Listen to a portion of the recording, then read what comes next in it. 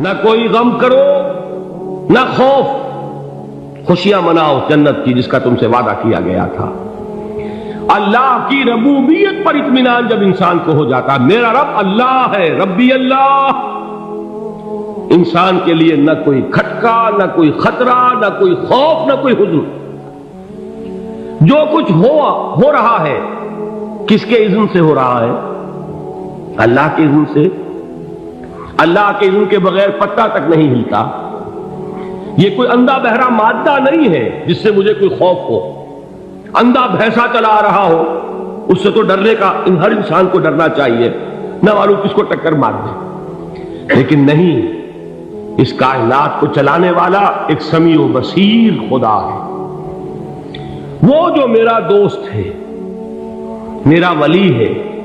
اللہ ولی الذین آمنوا یخرجہم من الظلمات الی النور۔ اللہ اہل ایمان کا ولی ہے، ساتھی ہے، پشت پناہ ہے، مددگار ہے، حمایتی ہے۔ بتائیے جسے یقین ہو جائے کہ اللہ میرا مددگار، اللہ میرا محافظ، اللہ میرا پشت پناہ، اللہ میرا حمایتی، اس کے لیے کوئی خوف ہوگا؟ اس سے کوئی ڈر ہوگا؟ میں مثال دیا کرتا ہوں ایک بہت سادہ، پنجاب کے دیہات کی۔ تو بڑا چودھری ہے اور کوئی غریب کسان ہے۔ اس غریب کسان کے جانوروں کو ہر وقت اندیشہ ہوگا چوری کا، کوئی میری بھینس کھول کر نہ لے جائے، کوئی میرا بیل کھول کر نہ لے جائے۔ لیکن جس کے بارے میں یہ سب کو معلوم ہو کہ وہ جو بڑا چودھری ہے وہ اس کا دوست ہے، اس کی بچیا کو کوئی خوف ہوگا؟ اس کی بھینس پر کوئی ہاتھ ڈالے گا؟ اسے کوئی اندیشہ ہوگا؟ نہیں۔ کیوں؟ کہ وہ بڑا چودھری، بڑا اس کا یہاں کا سردار، جاگیردار، سب کو معلوم ہے وہ میرا دوست ہے، کوئی میرے خلاف اقدام نہیں کر سکتا۔ اس دنیا میں یہ چھوٹی سی بات اگر آپ کے دلی اطمینان اور سکون کا باعث بن سکتی ہے تو ذرا تصور کیجئے۔ میں لفظ تصور استعمال کروں گا صرف اس لیے کہ اس کا ہم جس کو کہتے ہیں ادراک اور شعور کر نہیں سکتے، اگر کے ساتھ کر سکتے۔ اگر یقین ہو کہ اللہ میرا مددگار اور یقین ہو کہ اللہ ہر آن میرے ساتھ ہے، پھر کوئی خوف؟ کس کا خوف؟ کوئی شے اللہ سے بالا تر ہے؟ کوئی قوت اس سے زیادہ طاقتور ہے؟ کوئی اس کے ارادے کو بدلنے والا ہے؟ کوئی اس کی مشیت کے آڑے آنے والا ہے؟ یہی بات ہے جو حضور نے فرمائی، یہ ایمان کا حاصل ہے لب لباب، کہ دیکھو اچھی طرح اس بات کو ذہن نشین کر لو، اگر تمام انسان مل کر تمہیں کوئی نقصان پہنچانا چاہے نہیں پہنچا سکتے، مگر جو کچھ اللہ نے لکھ دیا ہو، اور تمام انسان مل کر تمہیں کوئی نفع پہنچانا چاہے نہیں پہنچا سکتے، مگر وہ شے جو اللہ نے طے کر دی۔ آپ پھر میں کہوں گا ذرا طاری کیجئے، اسے فرض کیجئے، اسے سوچئے، اگر اس حدیث پر ہمارا دل ٹھکا ہوا ہو تو کسی سے ڈر ہوگا؟ یہ مجھے نقصان نہ پہنچا دے، یہ میری رپورٹ خراب نہ کر دے، یہ میری انکریمنٹ نہ رکوا دے، یہ میرا یہ نہ بگاڑ دے، یہ میرے یہ نقصان نہ پہنچا دے۔ اس کا ڈر، اس کا ڈر، اس کا خوف، اس کی خوشامد، اس کے لیے جا کر طرح طرح سے اپنی عزت نفس کو ذلیل کروانا اس کے سامنے، یہ سب کچھ کیوں کرتا ہے انسان؟ جب سمجھتا ہے کہ اس کے ہاتھ میں میرا کوئی نفع ہے، اس کے ہاتھ میں میرے لیے کوئی ضرر ہے، یہ مجھے کوئی غضب پہنچا سکتا ہے، یہ مجھے کوئی نقصان پہنچا سکتا ہے، یہ میرا کوئی کام بنا سکتا ہے، یہ میری کوئی ضرورت پوری کر سکتا ہے، اسی کا نام شرک ہے۔ جہاں آپ نے یہ سمجھا کہ غیر اللہ کے اندر کوئی طاقت موجود ہے، وہی شرک ہے۔ بتوں سے تجھ کو امید ہے، خدا سے نومیدی، مجھے بتا تو صحیح اور کافری کیا ہے؟ شرک تو یہ ہے جس پر بھی تمہیں یہ خیال ہے، کلمہ ہے یہ کلمہ سوم، لا حول ولا قوت الا باللہ، ذرا اس پر دل کو کبھی اگر آپ تصور کریں، پھر فرض کریں، دل ٹھک جائے اس پر، کوئی طاقت نہیں۔ یہی بات تھی جو شیخ عبد القادر جیلانی رحمۃ اللہ علیہ نے اپنی وصیت میں اپنے بچے سے کہی۔ 11ویں دینے والے ہیں، لیکن حضرت شیخ عبد القادر جیلانی کی وصیت اور تعلیمات کو کتنے لوگ ہیں تم جانتے ہو؟ یہ جن مقامات تک پہنچے ہیں وہ کس چیز کی بدولت پہنچے؟ انہوں نے جو پیغام دیا وہ کیا تھا؟ اے میرے بچے، جس طریقے سے قرآن مجید میں حضرت لقمان کی نصیحتیں جو ہے نقل کر دی گئی ہیں، میں یہ عرض کروں گا بالفرض اگر قرآن حضرت عبد القادر جیلانی کے بعد نازل ہوا ہوتا تو شیخ عبد القادر کی یہ نصیحتیں بھی قرآن میں درج ہوتی۔ اتنی اونچی نصیحتیں ہیں۔ اے میرے بچے، اس حقیقت کو ذہن نشین کر لے، لا فاعل فی الحقیقت ولا مؤثر الا اللہ۔ اس کائنات میں نہ کوئی فاعل حقیقی ہے نہ مؤثر حقیقی ہے سوائے اللہ۔ کسی شے میں کوئی تاثیر نہیں اگر اللہ نہ چاہے۔ آگ جلا نہیں سکتی اگر اللہ نہ چاہے، پانی ڈبو نہیں سکتا اگر اللہ نہ چاہے، زہر ہلاک نہیں کر سکتا اگر اللہ نہ چاہے، کوئی چیز فائدہ نہیں پہنچا سکتی اگر اللہ نہ چاہے۔ تو در در پہ کیوں سر جھکاتے ہو؟ در در پر کیوں جبیں سائی کرتے ہو؟ سب کے سامنے کیوں ہاتھ پھیلاتے ہو؟ ایک اللہ سے مانگو، ایک اللہ کے سامنے زمین پر اپنی جبین رکھو۔ لا فاعل فی الحقیقت ولا مؤثر الا اللہ۔ نظر آتا ہے ہمیں کہ پانی پیاس بجھا دیتا ہے، پیاس بجھانے کی صلاحیت پانی میں نہیں ہے، اللہ کے اذن سے۔ کھانا بھوک مٹا دیتا ہے، بھوک مٹانے کی صلاحیت کھانے میں نہیں ہے، اذن رب میں۔ دیکھیے یہی یقین تھا حضرت موسیٰ علیہ السلام کا واقعہ یاد کیجئے۔ سامنے سمندر آ گیا ہے، قوم دیکھتی ہے پیچھے کہ گرد و غبار کا طوفان، معلوم ہوا کہ فرعون اپنے لشکر سمیت آ گیا۔ لشکر جب چلتا تھا تیز رفتاری کے ساتھ تو گرد و غبار کا جو طوفان اٹھتا تھا اس کا تصور کیجیے، اور لمحہ بلمحہ وہ قریب آ رہا ہے۔ پوری قوم نے کیا کہا؟ اے موسیٰ انا لمدرکون، اے موسیٰ ہم کو پکڑے گئے۔ قرآن مجید میں تو یہاں وہ باتیں نہیں لکھی ہیں، لیکن تورات میں یہ درج ہے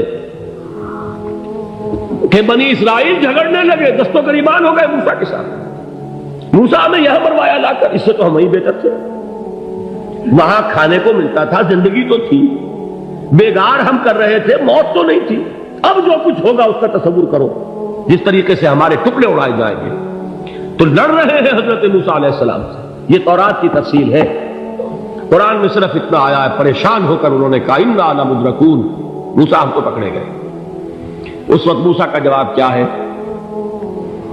کلا ان معی ربی سیہدین، نہیں، میرے ساتھ میرا رب ہے، وہ راستہ دے گا۔ بتائیے کہاں راستہ نظر آ رہا ہے؟ یہ ہے ایمان بالغیب۔ راستہ نظر نہ آئے تب اللہ پر یقین ایمان ہے۔ جیب میں پیسے ہوں اور تب دل کو اطمینان ہے تو ایمان کس پر ہوا؟ پیسے پر، اللہ پر نہیں۔ جب وسائل و ذرائع نہ ہو اور پھر یقین ہو کہ اللہ مسبب الاسباب ہے، وہ اسباب کا پابند نہیں ہے، وہ اسباب کا محتاج نہیں ہے، اسباب اس کے محتاج ہے۔ اگر یہ یقین ہے تو اللہ پر ایمان ہے، یہ نہیں ہے تو تمہارا ایمان اسباب پر ہے، وسائل پر ہے، ذرائع پر ہے، مادیات پر ہے، اللہ پر نہیں۔ اس وقت کہاں راستہ تھا؟ کوئی راستہ تھا؟ سمندر ہے اور ادھر سے لشکر آ گیا ہے۔ کلا ان معی ربی سیہدین۔ اب دیکھیے ایمان کہہ دینا آسان ہے، ہوا معکم اینما کنتم، جہاں کہیں بھی تم ہوتے ہو اللہ تمہارے ساتھ ہوتا ہے، لیکن اس کا یقین قائم ہو جائے تو زمین و آسمان کا فرق واقع ہو جائے۔ یہی بات ہوئی حضور کے ساتھ۔ غار ہے، چھپے ہوئے ہیں محمد رسول اللہ اور آپ کے وہ یار غار ابو بکر صدیق رضی اللہ تعالی عنہ۔ اقبال نے حضرت ابو بکر کی شان میں چند اشعار کہے صرف، لیکن واقعہ یہ ہے کہ بھاری بھاری نظموں پر اور قصیدوں پر بھاری ہے، طویل ترین نظمیں اور قصیدے ہوں ان پر بھاری ہے۔ ہمتیں ابو بکر کی ہمت جو ہے، کشت ملت را جو اب، جیسے بارش سے کھیتی اپجتی ہے، ابو بکر کی ہمت اور عزیمت اس امت کو اسی طرح سینچنے والی ہے۔ ثانیے اسلام و غار و بدر و قبر، وہ دوسرے تھے اسلام میں، دوسرے پہلے کون تھے؟ انا اول المومنین، حضور فرماتے سب سے پہلا ایمان لانے والا میں، دوسرے ابو بکر۔ ویسے ہمارے ہاں یہ چلتا ہے اختلاف، حضرت علی پہلے ہیں کہ حضرت ابو بکر پہلے ہیں، لیکن اس میں بڑی خوبصورت تطبیق قائم کی ہے علماء نے، اور بہت صحیح ہے۔ چار کے بارے میں فیصلہ ہی مت کرو کہ کون پہلے، ان کی ایک عجیب تقسیم کر دی ہے۔ آزاد مردوں میں، بالغ مردوں میں سب سے پہلے ابو بکر، بچوں میں سب سے پہلے علی، خواتین میں سب سے پہلے خدیجہ، اور غلاموں میں سب سے پہلے زید بن حارثہ۔ بڑی پیاری تقسیم ہے، یہ چاروں ہی پہلے ہیں، ہر ایک کے لیے اولیت ہے۔ اور واقعہ یہ ہے کہ اگر زمانی اعتبار سے تعین ہوگا تو پہلے خدیجۃ الکبریٰ آئیں گی رضی اللہ تعالی عنہ، کسی اور سے بات کرنے کی نوبت بعد میں آ سکتی ہے، پہلے تو اہلیہ محترمہ سے بات ہوئی، آتے ہی پہلی وحی ہوئی ہے، ابھی تبلیغ کا حکم نہیں تھا۔ کس کو بتایا واقعہ؟ ابھی اپنی نبوت کی تبلیغ کا تو حکم ہی نہیں آیا، واقعہ کس کا ہے؟ وہ خدیجہ کا ہے۔ جب کہا ہے کہ خشیت علی نفسی، مجھے اپنی جان کا اندیشہ ہے، تو کیا جواب دیا خدیجہ نے رضی اللہ تعالی عنہا؟ وہ صدیقۃ الکبریٰ ہے، صدیقات جو ہے خواتین ان میں چوٹی پر خدیجۃ الکبریٰ ہے رضی اللہ تعالی عنہا، اور صدیق جو مرد ہیں ان میں صدیق اکبر ہے ابو بکر صدیق رضی اللہ تعالی عنہ، لیکن صدیقات میں چوٹی پر۔ جب حضور نے فرمایا خشیت علی نفسی، کیا فرمایا، کیا عرض کیا، کیسے تسلی دی؟ نہیں نہیں، اللہ آپ کو ضائع نہیں کرے گا، آپ غریبوں کے ہمدرد ہیں، آپ مساکین کے تکالیف رفع کرنے والے ہیں، آپ بیواؤں کی سرپرستی کرتے ہیں، آپ مسافروں کی خدمت کرتے ہیں، اللہ آپ کو ضائع نہیں کرے گا۔ یہ یقین ہے اس خاتون کے اندر۔ خیر وہ ایک علیحدہ بات ہو جائے گی۔ میرے دل پر حضرت خدیجہ رضی اللہ تعالیٰ عنہ کی شخصیت کا بڑا گہرا نقش ہے، جو وہ کوئی اور ہی وقت اور موقع ہوا تو بیان ہوگا۔ بہرحال اقبال نے ایک مصرے میں جو چار اولیتیں جمع کر دی ہیں، ہمت او کشت امت را چو ابر، ثانی اسلام و غار و بدر و قبر۔ اسلام میں حضور کے بعد پہلے کون؟ ابو بکر۔ غار میں حضور کے ساتھ کون؟ ابو بکر۔ بدر کی رات اللہ کا رسول سر بسجود، وہ جھاڑ، وہ گھاس پھوس کی جو جھوپڑی بنائی گئی تھی، اور وہاں تلوار ننگی لے کر پہرا دینے والا کون؟ ابو بکر۔ اور اس حجرہ عائشہ میں محمد کے بعد سب سے پہلے دفن ہونے والا کون؟ ابو بکر رضی اللہ تعالی عنہ صلی اللہ علیہ وسلم۔ وہ جو معاملہ میں سنا رہا تھا غار ثور کا، حضرت ابو بکر بھی حضور کے خیال سے لرز گئے ہیں۔ آپ کو یاد ہوگا کہ جا کر پہلے تمام جتنے سوراخ تھے انہیں بند کیا، ایک سوراخ رہ گیا تھا جس کو بند کرنے کے لیے کوئی کپڑا نہیں تھا، وہاں اپنی ایڑی رکھی ہے، تب کہا ہے حضور سے تشریف لائیے، اور اپنے زانو پر حضور کو لٹایا ہے، اور وہاں کسی موذی جانور نے کاٹا ہے، حضور کی آنکھ لگ گئی تھی، اس وقت اس بل کے اندر جو بھی بچھو ہے کیا ہے واللہ عالم، اس نے کاٹا ہے، اس کی تکلیف کی وجہ سے ابو بکر کی آنکھوں سے آنسو ٹپک گئے، حضور کے چہرے مبارک پر پڑے ہیں، تو حضور جاگے ہیں، معاملہ کیا ہے؟ ایڑی نہیں ہٹائی وہاں سے، مبادا وہ جانور وہاں سے نکل کر محمد الرسول اللہ کو کوئی گزن پہنچا دے، ابو بکر کی ایڑی ہے، جس طرح چاہے کھا لے، ختم کر دے، جان نکل جائے تب کوئی آنچ آئے، محمد پر تو آئے، لیکن جیتے جی نہیں۔ وہ ہے ابو بکر۔ حضور کے خیال سے اس وقت حضور نے پھر اپنا لعاب دہن لگایا ہے، اور اس سے پھر آپ کی تکلیف ختم ہوئی۔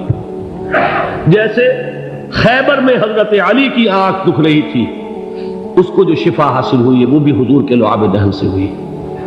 تو بہرحال اس وقت انہوں نے کہا ہے کہ اے نبی یا رسول اللہ، اگر اس وقت ان میں سے کسی نے غیر ارادی طور پر بھی اپنے قدموں کی طرف جھانک لیا تو پکڑے جائیں، کیا جواب تھا اللہ کے رسول کا؟ لا تحزن ان اللہ معنا، اللہ ہمارے ساتھ ہے، کیوں گھبراتے ہو ابو بکر؟ یہ ہے ایمان باللہ، میرا مالک اللہ، میرا رازق اللہ، میرا محافظ اللہ، میرا مددگار اللہ، میرا پشت پناہ اللہ، میرا دوست اللہ۔